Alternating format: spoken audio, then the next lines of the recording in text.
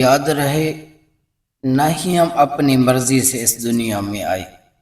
بلکہ ہمیں بھیجا گیا ہے، اور نہ ہی انسان اپنی مرضی سے اس دنیا سے جاتا ہے بلکہ اسے لے جایا جاتا ہے، اور نہ ہی ہم اپنی مرضی سے اس دنیا میں جی رہے ہیں، زندگی گزار رہے ہیں، بلکہ ہمیں یہ دنیا کی زندگی مختصر وقت کے لیے دی گئی ہے اور پھر اپنے وقت پر ہم سے لی جائے گی۔ گویا کہ دنیا کی زندگی ایک امانت ہے، اور یہ اتنی مختصر ہے جیسے ایک چڑیا کسی درخت پر بیٹھتی ہے اور وہاں بیٹھ کے چہچہاتی ہے، اور پھر وہاں تھوڑی دیر کے بعد اڑ کے وہاں سے چلی جاتی ہے۔ یوں ہی انسان کی زندگی کی مثال ہے، تھوڑی دیر کے لیے انسان اس دنیا میں آیا،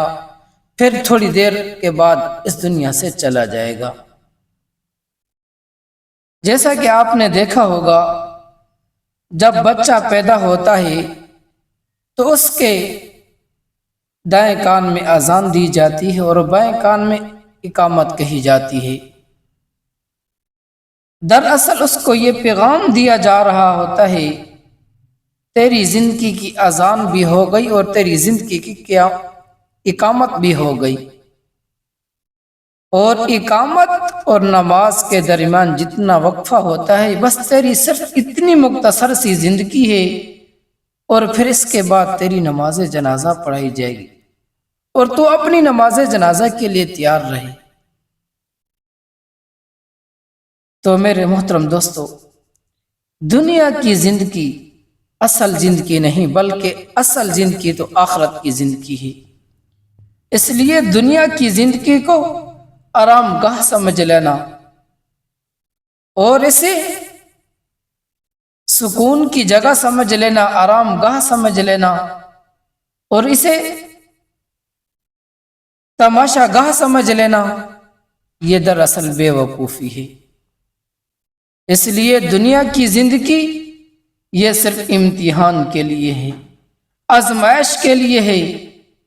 آرام گاہ نہیں، تماشا گاہ نہیں، بلکہ امتحان گاہ ہے۔ لیکن جسے ہم نے سیر گاہ سمجھ لیا، تماشا گاہ، آرام گاہ سمجھ لیا، حالانکہ اللہ تعالیٰ خود قرآن مجید کے اندر فرماتے ہیں، الذی خلق الموت والحیات لیبلوکم ایکم احسن عملا، انسان ہم نے موت اور زندگی اس لیے پیدا کی تاکہ تجھے آزمایا جائے کہ تو کیسے اعمال کر کے لاتا ہے، کون اچھے اعمال کر کے لاتا ہے۔ اور آج دنیا کی زندگی کے اندر ہم سب مگن ہو گئے، اللہ کے احکامات کو بھول گئے، آخرت کی زندگی کو بھول گئے، بلکہ انسان کی اصل زندگی تو آخرت کا گھر ہے جو اللہ تعالیٰ نے مومن کے لیے پیدا کیا، اور وہ گھر انسان کے اعمال پر منحصر ہے، اور جس انسان کے اچھے اعمال ہوتے ہیں، نیک اعمال ہوتے ہیں، اور جب فرشتہ اس کی روح نکالنے کے لیے آتا ہے، اسے جنت کی سیر کرائی جاتی ہے، جنت دکھائی جاتی ہے، اور وہ اسے دیکھ کے خوش و خرم ہوتا ہے، اسی حال کے اندر اس انسان کی روح پرواز کر جاتی ہے۔ دنیا مٹی اور اس کے گارے سے بنائی گئی ہے، اور یہ پھر اسی کے اندر دفن ہو جانی ہے، ختم ہو جانی ہے۔ جنت سونے سے اور چاندی سے اس کو مزین کیا گیا اور بنایا گیا، اور وہ ہمیشہ باقی رہنے والی۔ امام غزالی رحمۃ اللہ علیہ اپنی کتاب کے اندر ایک واقعہ لکھتے ہیں، فرماتے ہیں کہ دنیا کی زندگی کے لیے اتنی محنت کرو جتنا اس میں رہنا ہے، اور آخرت کے لیے اتنی محنت کرو جتنا آخرت میں رہنا ہے۔ پھر اس نے اس ایک مثال کے ذریعے واضح فرمایا آخرت کی، دنیا کی زندگی تو صرف 60-70 سال کی زندگی ہے، فرمایا آخرت کی زندگی اتنی لمبی اور دراز ہے، گویا کہ اس نے مثال کے ذریعے یوں سمجھایا، اگر دنیا کو زمین سے آسمان تک روئی کے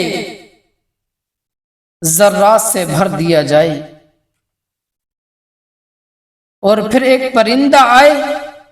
اور اس ایک دانہ اٹھائے اور پھر چلا جائے، اور پھر 1000 سال بعد واپس آئے اور ایک دانہ اٹھائے اور چلا جائے، پھر 1000 سال بعد واپس آئے اور ایک دانہ اٹھائے اور چلا جائے، یہ ممکن ہے کہ آسمان سے زمین تک روئی کے ذرات کے ذریعے جو اس کو بھر دیا گیا تھا، ممکن ہے کہ یہ ختم ہو جائیں، لیکن آخرت کی زندگی ختم نہیں ہونے والی۔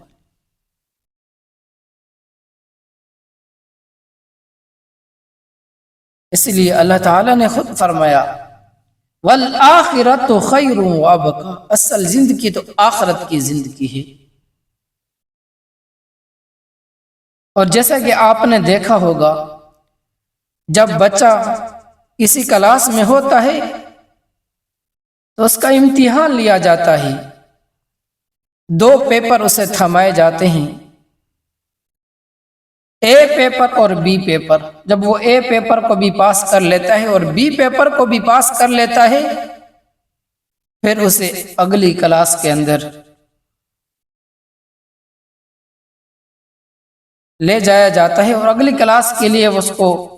اگلی کلاس میں اس کی ایڈمیشن ہو جاتی ہے۔ اسی طرح انسان کے بھی 2 پیپر ہوتے ہیں۔ پہلا پیپر انسان کا قبر کے اندر لیا جاتا ہے، جس میں انسان سے 3 سوال کیے جاتے ہیں کہ تیرا رب کون، من ربک، اور ما دینک، تیرا دین کیا ہے، ومن نبیک، تیرا نبی کون ہے۔ اور اسی طرح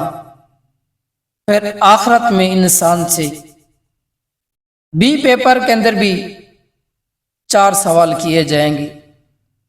نمبر 1، ہم نے تجھے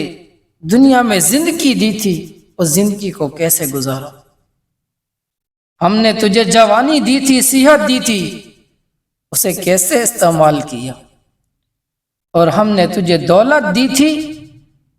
اسے کیسے کمایا اور کہاں خرچ کیا؟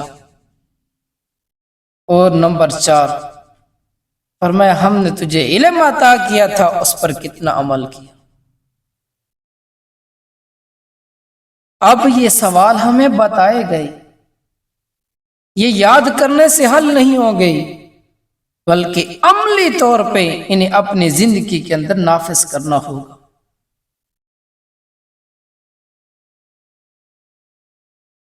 حضرت جی ایک واقعہ لکھتے ہیں اپنی کتاب کے اندر، فرماتے ہیں ایک بندہ مرض الوفات کے قریب تھا، باپ بھی رو رہا تھا، بیوی بھی رو رہی تھی، بیٹے بھی رو رہے تھے۔ باپ سے پوچھا کیوں رو رہے ہو؟ فرمایا تجھے پالا پوسا بڑا کیا، اب جب تم میرا سہارا بننے لگا تو اب اس دنیا سے چھوڑ کے جا رہا ہے۔ بیوی سے پوچھا تو کیوں رو رہی ہے؟ فرمایا مجھے بیوہ کر کے جا رہے ہو، میرا کیسے گزارا ہوگا، میرا کیا بنے گا؟ بچوں سے پوچھا، فرمایا ابا ہمارا سر سے سایہ اٹھ جائے گا، ہم کہاں جائیں گے، یتیم ہو جائیں گے۔ تو میرے محترم دوستو، دنیا والے بھی اگر روتے ہیں تو اپنے ہی مقصد کے لیے روتے ہیں، اس لیے ہمیں آخرت کی فکر کرنی چاہیے۔ جو دنیا کی خواہشات کے پیچھے لگ جاتا ہے، دنیا کی تھوڑی سی عیش و عشرت اور مزے میں لگ جاتا ہے، خدا کو بھول جاتا ہے، دراصل جیسے ہی اس کو قبر میں اتارا جائے گا، اس کی تمام عیش و عشرت، تمام اس کی لذتیں، تمام محبتیں، الفتیں، تمام عیش و آرام سارے کے سارے قبر میں اس سے داخل کرتے ہی سارے یہ خواہشات اور محبتیں اس کی دم توڑ جائیں گی۔ انسان کے ساتھ اگر جائے گی کوئی چیز تو وہ اس کے اچھے اعمال جائیں گی، اور ہر انسان کو اس طرف لایا جائے گا۔ اس لیے ہمیں چاہیے ہم اس زندگی کے لیے اچھے سے اچھے اعمال کریں، اور وہ اعمال یہ ہیں، ہمیں اللہ تعالی سے ڈرنا چاہیے، اللہ کا خوف دل میں ہو، احکامات کی پابندی کرنی چاہیے، نماز کا اہتمام ہو، جھوٹ نہ بولا جائے، مکر و فریب نہ کیا جائے، اور قرآن اور حدیث کے مطابق اپنی زندگی کو بسر کیا جائے۔ اس لیے جو بندہ قرآن اور حدیث پیارے پیغمبر صلی اللہ علیہ وسلم کی باتوں کو مان کے چلتا ہے وہ پھر دنیا کے اندر روشن ہو جاتا ہے۔ صحابہ کی مثال واضح ہے، انہوں نے قرآن کو تھاما اور رسول اللہ صلی اللہ علیہ وسلم کی حدیث کو تھاما، آج تک دنیا ان کا نام لیتی ہے، ان کا نام روشن ہے، اور جنہوں نے چھوڑا آج بھی ان کا کوئی نام نہیں لیتا، آج بھی ان جو چھوڑے گا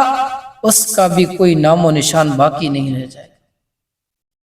اگر وہ دنیا میں کچھ کر پی لے گا لیکن وہ اس کے کام نہیں آئے گا، پیچھے والے مزے اور عیش و عشرت اڑائیں گے اس کی کمائی سے۔ اس لیے دعا ہے اللہ رب العزت مجھے اور آپ کو صحیح معنوں میں قرآن و سنت کے مطابق زندگی بسر کرنے کی توفیق عطا فرمائے، اور جو میں نے اعمال بتائی کہ جن چیزوں کے بارے میں ہم سے پوچھ جائے گی، اگر عملی طور پہ ہم نے رسول اللہ صلی اللہ علیہ وسلم کے طریقے کے مطابق زندگی گزاری اور قرآن کے مطابق زندگی گزاری، تب تو یہ اعمال قبر میں جاتے ہی ہمارے لیے یہ سوال آسان ہو جائیں گے۔ اگر اس کے برعکس گزاری زندگی، گناہ گاری کی زندگی گزاری، نافرمانی والی، عیش و عشرت والی اور آخرت کو بھلا دینے والی زندگی گزاری، تو میرے محترم دوستو پھر یہ ہوگا لا ادری، سوال پوچھا جائے گا تو جواب میں ہوگا مجھے نہیں معلوم، مجھے ان سوالوں کا نہیں پتہ۔ اگر فرما برداری والی زندگی گزاری جائے گی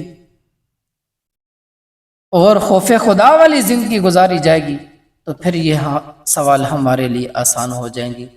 دعا ہے اللہ رب العزت مجھے اور آپ کو ان تمام باتوں پر عمل کرنے کی توفیق عطا فرمائے۔ اللہم ربنا